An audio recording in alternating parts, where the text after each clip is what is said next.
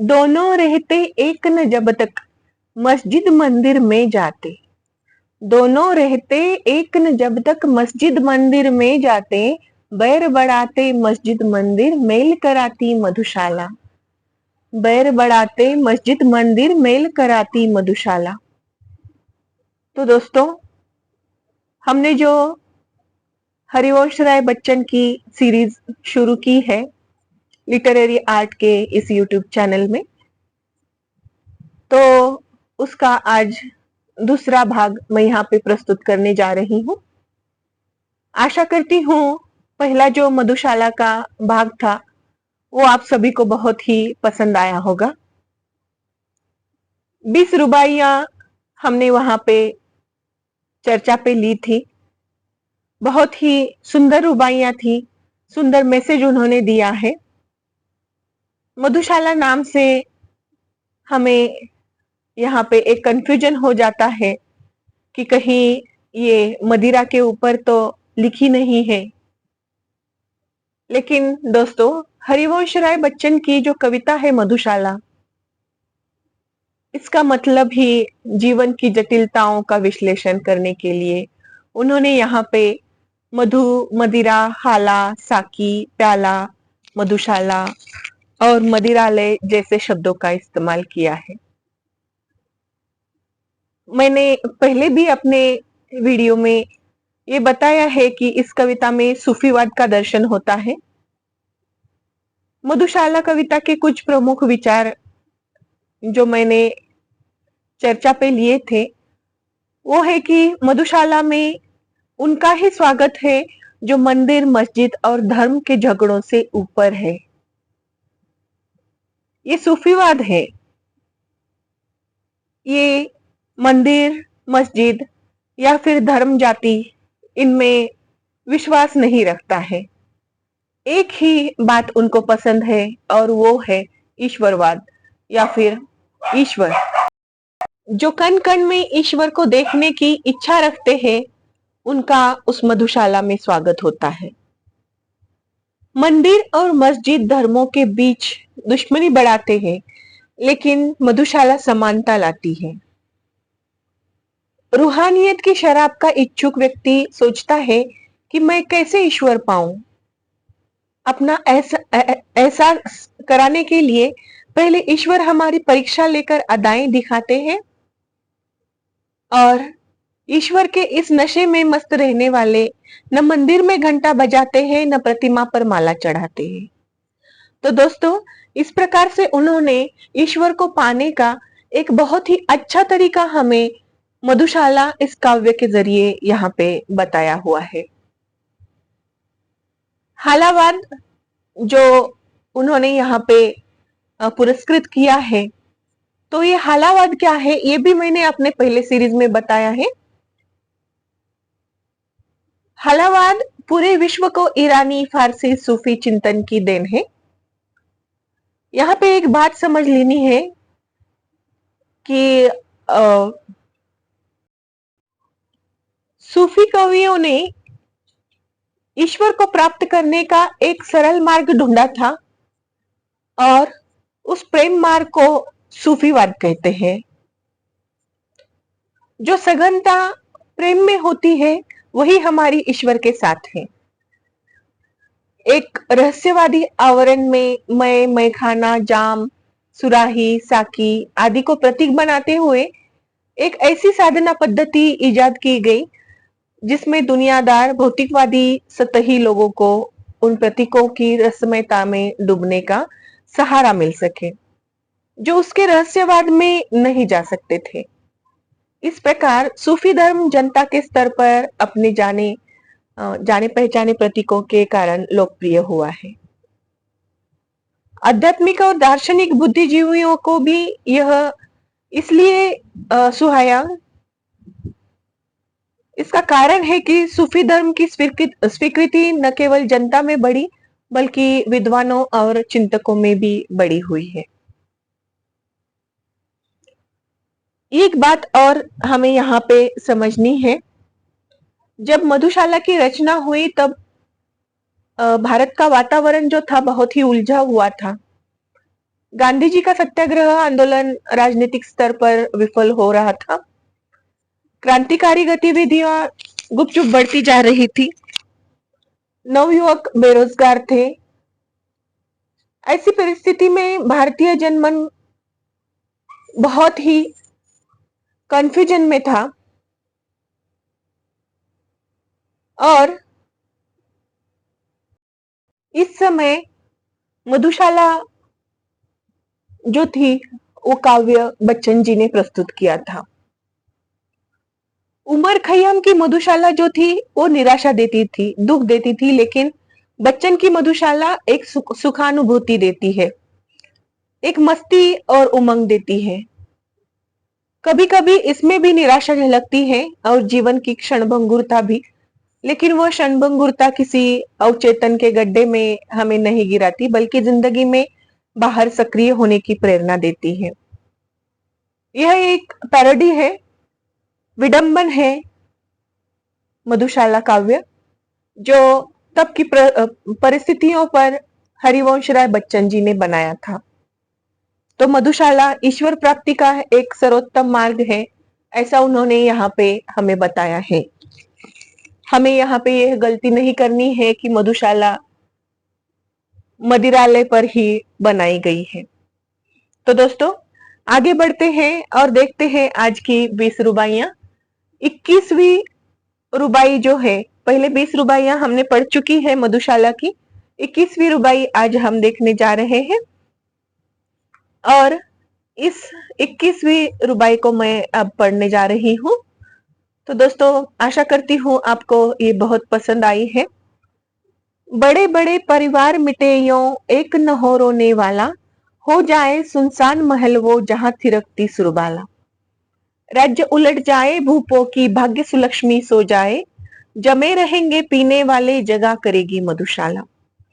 दोस्तों ये जो सुरबाला है, हमारे मन में डालने वाले जो लोग हैं, सुरबाला मतलब असुरबाला, सुंदर बाला, अप्सरा। तो यहाँ पर हमारे मन को डाइवर्ट करने के लिए बहुत सी चीजें जग में है जो हमें ईश्वर से एक रूप होने से दूर करती है, लेकिन उसकी वजह से क्या होता है कि हमारे घर उजड़ सकते हैं। शायद ये भी हो कि ईश्वर को समर्पित होने के बाद भी हमारा घर उजड़ सकता है, क्योंकि हम उससे एक रूप होने के बाद अगर हम हमारे घर पर ध्यान न दें तो वो उसकी जिम्मेदारियां भी कौन संभालेगा, ये भी बात एक समझ लेनी है हमें यहाँ पे। बड़े बड़े परिवार मिटे यूं एक न हो रोने वाला, हो जाए सुनसान महल वे जहां थिरकती सुरबाला। राज्य उलट जाए भूपों की भाग्य सुलक्ष्मी सो जाए, जमे रहेंगे पीने वाले जगा करेगी मधुशाला। जब ईश्वर प्राप्ति के मार्ग पर हम चल चुके हैं तो कोई चीज हमें डाइवर्ट नहीं कर सकती है। यहाँ पर घर उजड़ जाए, चाहे कुछ भी हो जाए, लेकिन ये जो ईश्वर की मदिरा है, ईश्वर का नशा हमारे मन पर चढ़ा हुआ है, ये उसे कोई भी मिटा नहीं सकता है और मधुशाला सदा जगा करेगी। ऐसा संदेश उन्होंने हमें यहाँ पे दिया है। सब मिट जाए बना रहेगा सुंदर साकी यम काला, सूखे सब रस बने रहेंगे किंतु हलाहल ओ हाला। धूमधाम और चहल पहल के स्थान सभी सुनसान बने, जगा करेगा अविरत मरघट जगा करेगी मधुशाला। चाहे सब कुछ ही नष्ट हो जाए, लेकिन एक ऐसा क्षण आता है जब यम हमारे सामने आकर खड़ा हो जाता है। यम हमारे सामने आकर खड़ा हो जाता है और हमारी अंतिम घटिका आ जाती है। उस टाइम भी क्या होता है कि मधुशाला जो है या फिर ईश्वर का घर जो है, वही हमारे सिर पे या फिर हमारे मन पे सदा ही वास करता है। सब मिट जाए बना रहेगा सुंदर साकी यम काला। सब मिट जाएगा लेकिन सुंदर साकी, सुंदर साकी कौन है यहाँ पे? यम है। सुंदर साकी यम काला। सुखे सब रस बने रहेंगे किंतु हलाहल ओ हाला। धूमधाम और चहल पहल के स्थान सभी सुनसान बने, जगा करेगा अविरत मरघट, जगा करेगी मधुशाला। चाहे यमकाला हमारे सामने आकर खड़ा हो जाए, दुनिया में सब कुछ नष्ट हो जाए, लेकिन फिर भी ईश्वर की जो मधुशाला है वो सदा ही बनी रहेगी, यह उन्होंने यहाँ पे कहा है। बुरा सदा कहलाएगा जग में बाका, मद चंचल प्याला, छैल छबीला रसिया साकी, अलबेला पीने वाला। पटे कहां से मधुओ जग की जोड़ी ठीक नहीं, जग जर जर प्रतिपद प्रतिक्षण, पर नित्य नवेली मधुशाला। ईश्वर को पाने का हर एक जरिया नया है, और उसको पाकर जो अनुभूति होती है वो हर समय नई है। ये भी यहाँ पे उन्होंने हमें बताया है। बिना पिए जो मधुशाला को बुरा कहे वो मतवाला। ईश्वर की बिना अर्चना, बिना पूजा किए जो उसके मार्ग को, उसके रूप को बुरा भला कहे, वो क्या है? मतवाला है। पी लेने पर उसके मुंह पर पड़ जाएगा ताला। और जो जब उसके मार्ग पर चलने लगता है तो ईश्वर का एक नशा सा उसके सर पर चढ़ता रहता है। दासद्रोहियों दोनों में है जीत सुरा की प्याले की, विश्व विजयिनी बनकर जग में आई मेरी मधुशाला। अब ये मधुशाला कौन है? तो ईश्वर के समीप का वो घर है। और वो जो पहले से हम मधुर रस पी रहे हैं वो है ईश्वर की मदिरा, या फिर उसका नशा जो हमारे सर पे चढ़ के बोल रहा है। तो दासद्रोहियों दोनों में ही जीत सुरा की प्याले की। दास भी है और द्रोही भी है, दोनों में ही क्या है? उस प्याले की प्यास है, दोनों में है। विश्व विजयिनी बनकर जग में आई मेरी मधुशाला। और उस मधुशाला तक जाने की प्यास हमारे मन में है। जब दास और द्रोही दोनों ये प्याले पी जाते हैं तो उनको समझ में आता है कि ईश्वर के समीप जाने का अंजाम क्या होता है, अनुभूति क्या होती है। हरा भरा रहता मदिरालय, जग पर पड़ जाए पाला। चाहे कितना बड़ा संकट आ जाए, लेकिन मदिरालय हमेशा उसके भक्तों से हरा भरा रहता है। वहां मुहर्रम कातम छाए, यहाँ होलिका की ज्वाला। स्वर्गलोक से सीधी उतरी वसुधा पर दुख क्या जाने, पड़े मरसिया दुनिया सारी ईद मनाती मधुशाला। तो जग पर चाहे कितना ही बड़ा संकट क्यों न आए, जिसने ईश्वर की मदिरा पी है, उसका नशा जिसके सिर पर चढ़ा हुआ है, उस पर कोई संकट आया है ऐसा वो सोचता नहीं है। संकट आ भी नहीं सकता है। बस उसको क्या करना है? अपने ईश्वर का ध्यान करना है। स्वर्ग लोक से सीधी उतरी वसुधा पर दुख क्या जाने, वो किसी दुख से नहीं डरता है। उसे सुख दुख एक समान है। पड़े मरसिया दुनिया सारी ईद मनाती मधुशाला। और इस दुनिया चाहे पूरी तरह से नष्ट हो जाए, लेकिन मधुशाला हमेशा ईद मनाती रहती है। और ईश्वर के मंदिर में जो लोग अपना बसेरा बना चुके हैं वो हमेशा खुशी में रहते हैं। चाहे जग पर कोई भी भारी संकट आ जाए, दुख आ जाए, कोई कष्ट विपत्ति आ जाए, उससे उनको कोई फर्क नहीं पड़ता है। एक बरस में एक बार ही जगती होली की ज्वाला।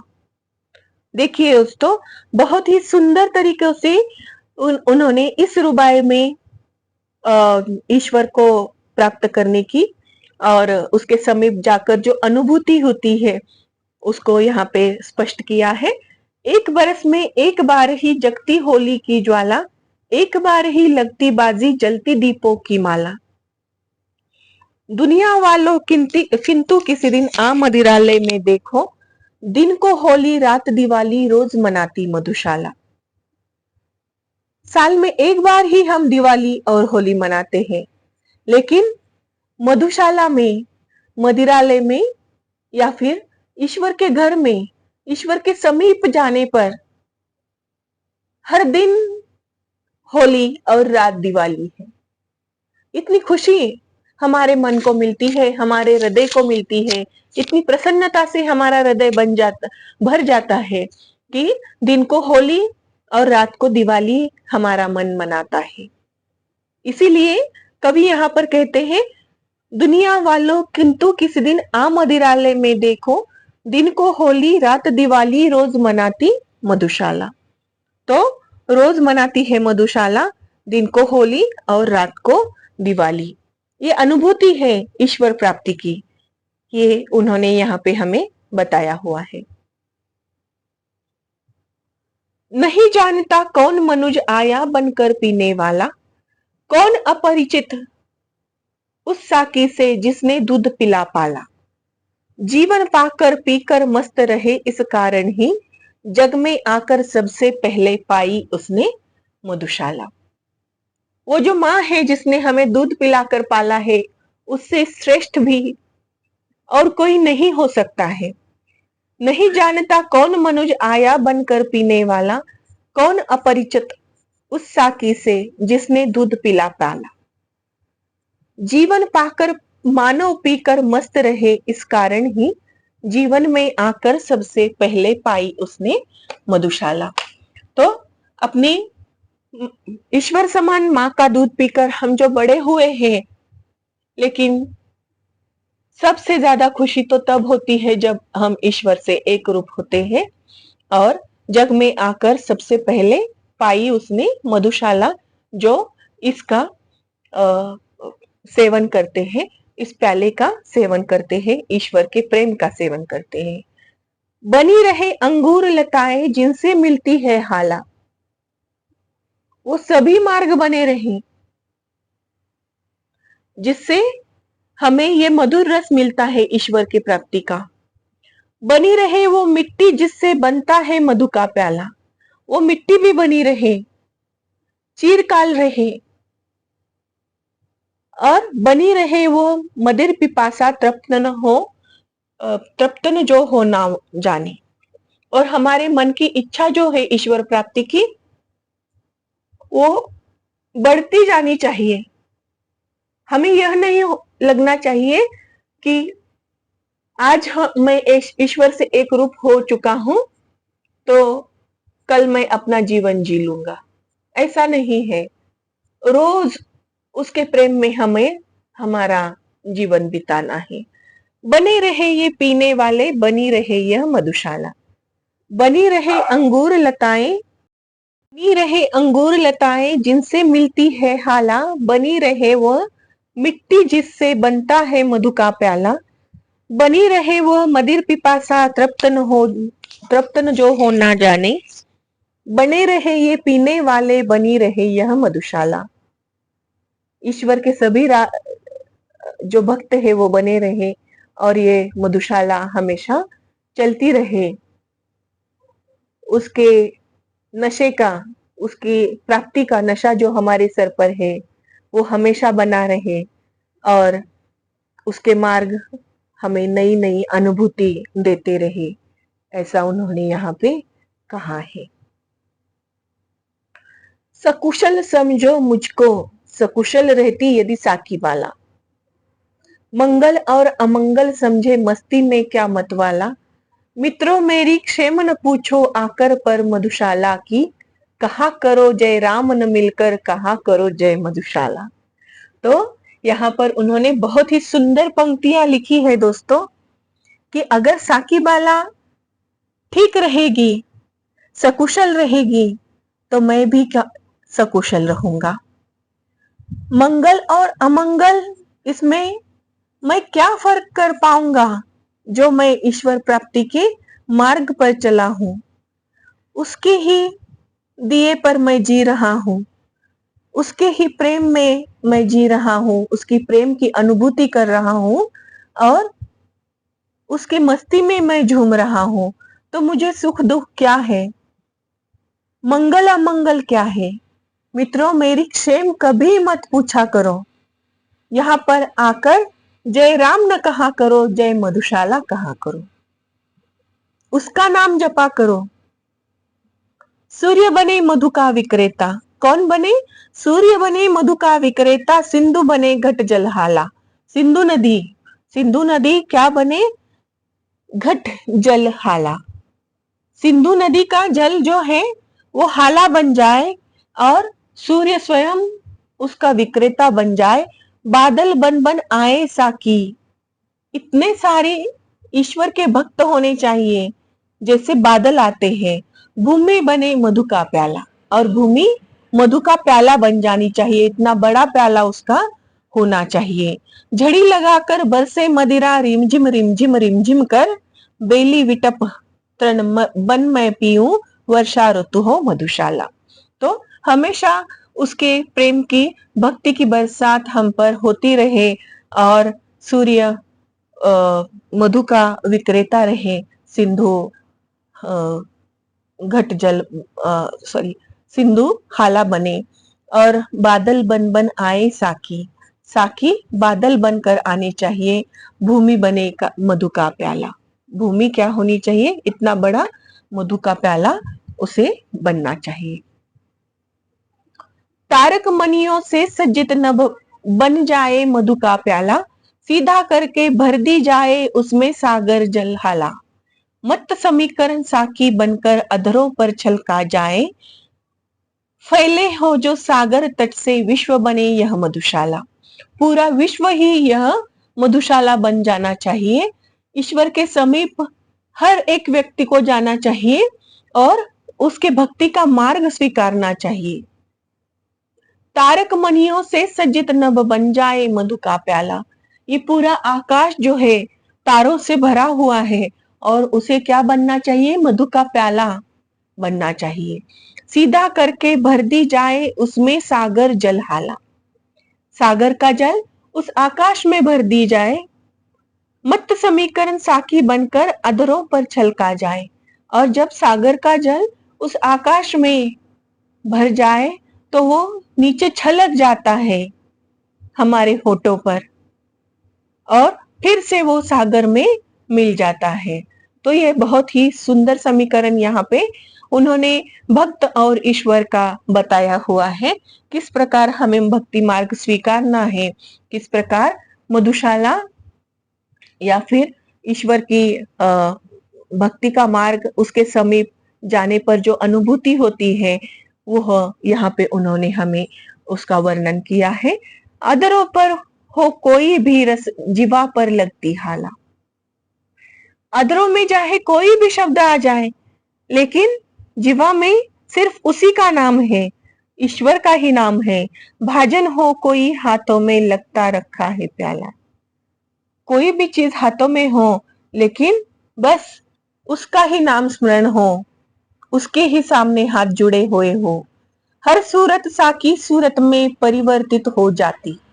आंखों में आगे हो कुछ भी, आंखों में है मधुशाला। आंखों के आगे हो कुछ भी, आंखों में है मधुशाला। तो जो भी हमारे सामने आए व्यक्ति, वस्तु, वो उसमें हमें ईश्वर दिखना चाहिए।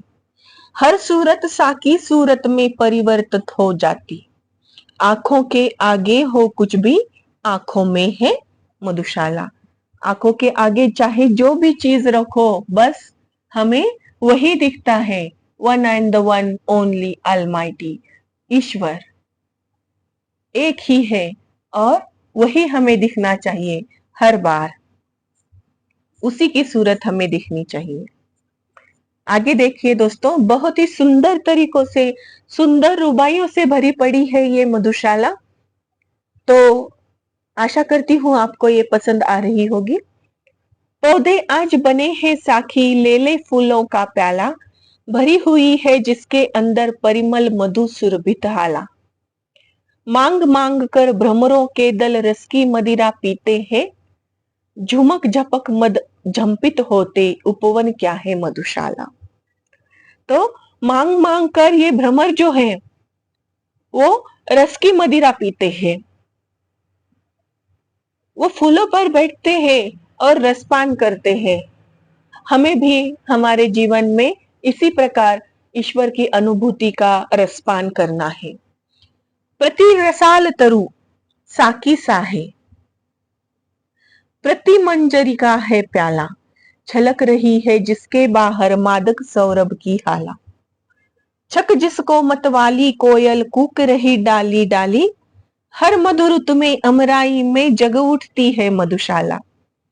कोई भी ऋतु हो, मधुशाला तो जग ही उठेगी जब सभी लोग विश्व में ईश्वर मार्ग पर चलने लगेंगे, उसकी अनुभूति को स्वीकार करने लगेंगे, उसका ही नशा, उसकी प्राप्ति का ही नशा सिर पर चढ़कर उसके प्राप्ति के लिए प्रयास करने लगेंगे।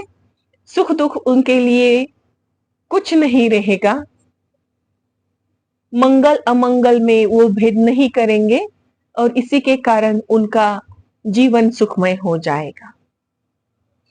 मंद झकोरों के प्यालों में मधुर तू सौरभ की हाला, भर भर कर है अनिल पिलाता बनकर मधुमद मतवाला। हरे हरे नव पल्लव तरुगन नूतन डाले वल्लरिया, छक छक झुक झुक झूम रही है मधुबन में है मधुशाला।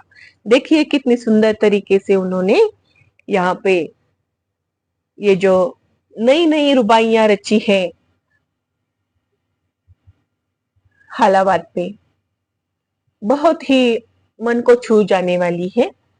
साकी बन आती है प्रातः जब अरुणा उषा बाला, तारक मणि मंडित चादर दे मोल धरा लेती हाला।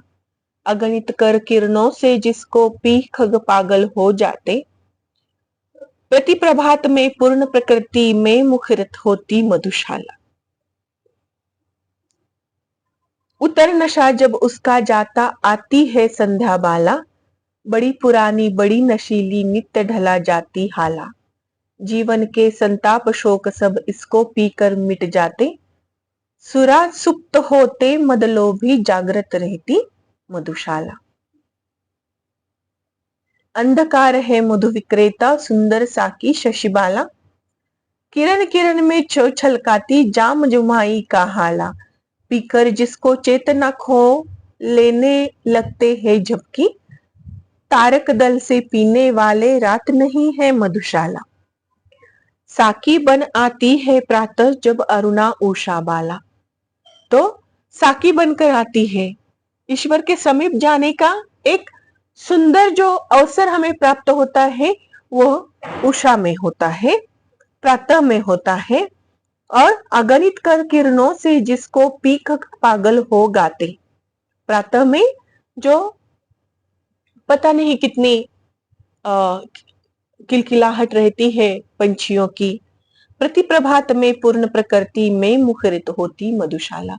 और सबसे सुंदर तरीका अगर ईश्वर प्राप्ति का कुछ है तो वो है ध्यान, जो हम सुबह सुबह उठ के कर सकते हैं और मधुशाला को प्राप्त कर सकते हैं। उतर नशा जब उसका जाता आती है संध्या बाला, उसके बाद और एक समय जो है वो संध्या का है। संध्या में हम ईश्वर को प्राप्त करने के लिए अपना ध्यान लगा सकते हैं। बड़ी पुरानी बड़ी नशीली नित्य ढला जाती हाला, जीवन के संताप शोक सब इसको पीकर मिट जाते। ईश्वर को अनुभूति करने के समय, उसको प्राप्त करने के मार्ग पर हम जब चलने लगते हैं तो हमारे मन के, हमारे संसार के सब संताप मिटकर खत्म हो जाते हैं। सूरा सुप्त होते मद लोभी जागृत रहती मधुशाला। तो सूरा जो भी है, लोभ मद मोह मत्सर, हमारे मन में जो भी